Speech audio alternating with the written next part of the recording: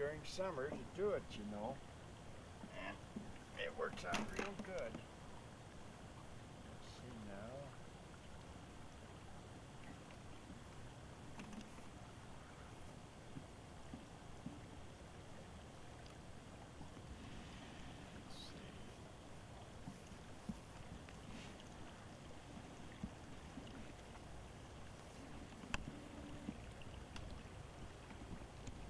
Now what's on these canvases? You stretch them and then what? You just put white paint on them, or? I put gesso, what they call a gesso material. All it is just a form of paint. And then what does that do? Well, it takes some of the tooth out of the canvas. Canvas per se has so much tooth that you wouldn't be able to do anything with it, you know. And you got to put this on so that so it will seal the surface of the canvas more or less. That I found that was made in a book of concoctions for painting that was used for egg tempera. And the egg, the oil floats the egg around. The egg dries fast. It sets up fast. And you can see that's the eggs, those little bits there, and it beats up when you get it beat up, and it floats the oil around and does all kinds of things to the movement of the paint that's mixed in with the oil. And the oil is pure linseed oil. And I got a patent on it. Huh. And I've sold literally thousands of gallons of this stuff through the years. You just did it because you were looking for something that worked the way you wanted it to? I wanted something that would give me the same kind of effect as a watercolor. Now you can see there what that looks like. See, it's kind of got a scumbly look to it. It's settling already. But it's great stuff. Boy, it will. There's my palette knife out here so that I can straighten.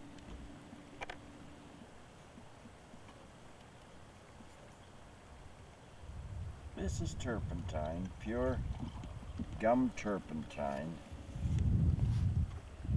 You don't paint with that, you just use it to clean? No, just use it for cleaning. But you're always cleaning and fooling around. Brushes I keep in oil, linseed in motor oil.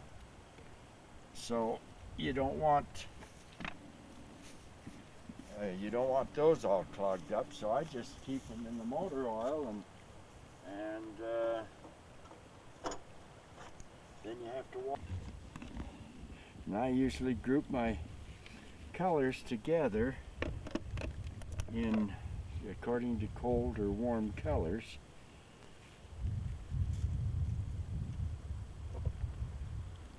Ultramarine blue.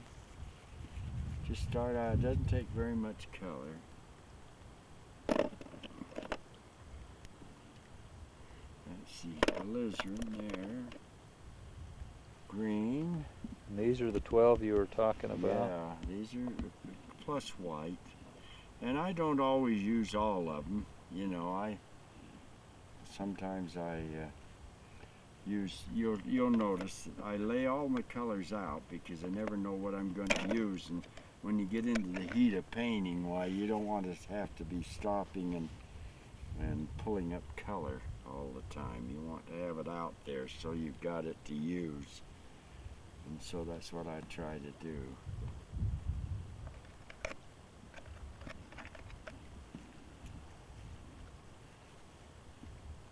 These are the burnt siennas and the umbers and your earth colors, what they call earth colors.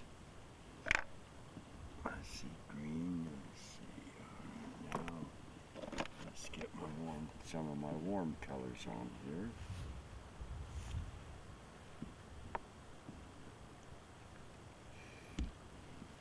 And we'll be ready to go. Now these colors are expensive. They run about $9 a tube on the retail market, $9 to $12 a tube right now. But if you decide you want to go into it, why, I can get them for you for a better price. I can get a wholesale price. I buy my stuff out of Tulsa, Oklahoma. I'll set that up there. I don't like spreading my palette out too far. My color palette, I like to keep it pretty tight here. Okay. I didn't know what I picked up. I just picked up a bunch of colors when I left home. This is brown madder. Very useful color. That gives you beautiful tones. And here's my old faithful black. Some artists don't use black. Oh, really? And some teachers swear against it. I don't think there's a business in the world where there's more definite ideas that some people have, and where more people will scream and really raise Cain because you do certain things than there is in the art field.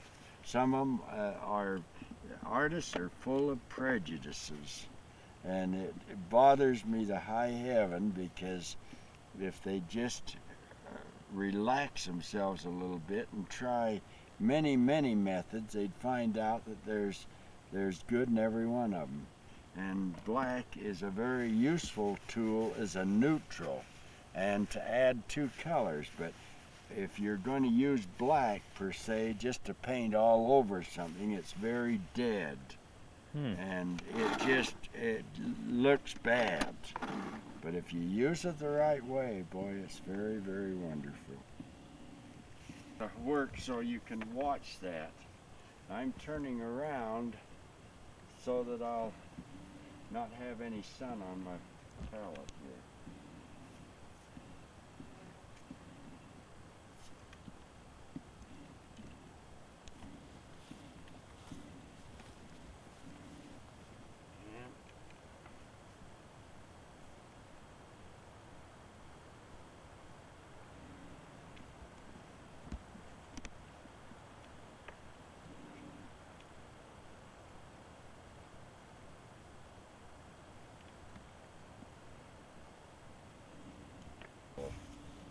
All of this information will be very important to you, and I try to establish in my mind where I'm going to paint from.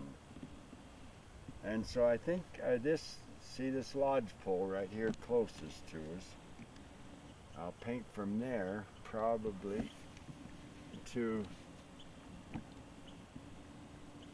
that dead tree over there. See that dead tree that stands right there?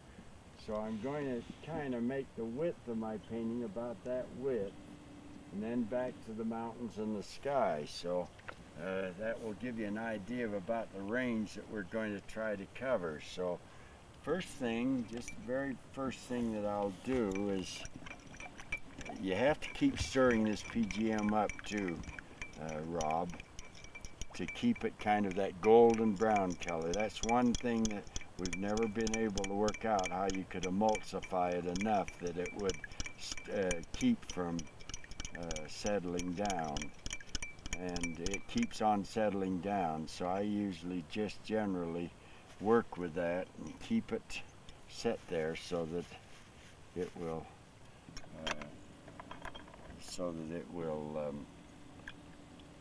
keep my palette knife close where I can stir it once in a while, or sometimes I stir it with a brush. But I try never to touch the sides or the bottom of the jar with a brush, because you'll have paint in it many times when you work, you see, and so you don't want to get that paint mixed into your PGM. You want to keep that PGM just as clear as you possibly can all the time. And if you do that, why, it's going to really help the painting. See, I got paint all over me already on these pants. which I'll have to take out of them. And I'll take that out with a little whisk of ammonia. That'll come out. Didn't bring any whisk and ammonia with me, so I have to do it when I get home.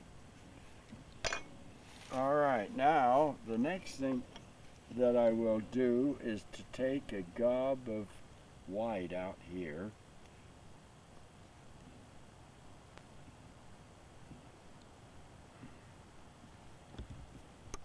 What I think I'm going to use, and this will start setting up. The minute you put this, mix this PGM in with it, why it starts to set up.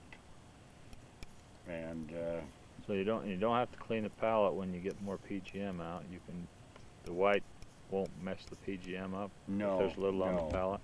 No. If there's a little on it, why then I clean it off with a little paper towel, you know, if it looks like it's going to be a mess. But your colors intermix anyway so much that sometimes if it's low in content, why then you don't have to worry about it. But if it's going to be a problem, then I clean the palette right off. And I clean my palette several times a day because it starts to dry and it gets sticky and it's hard to manage, and so you have to do that. So, and sometimes that is very advisable to have it like that, because you